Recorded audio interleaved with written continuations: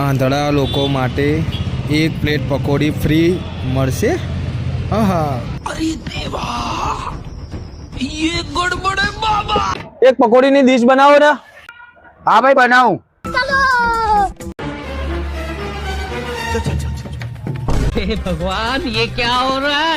मेहरबानी करके मुझे समझाइए, मेरी समझ में कुछ नहीं आ रहा है.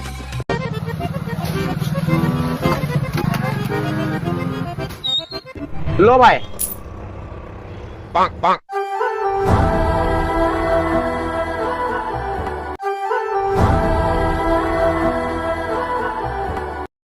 હાઈસ બહુ મજા આવી ગઈ હો.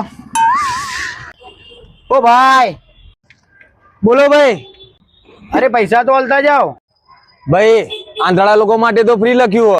બે તો આંધળા લોકો માટે લખ્યું, તું તો વાંચીને આવ્યો. मारो का खोपड़ी तोड़ साले का मार. कैसे कैसे लोग रहते हैं यार.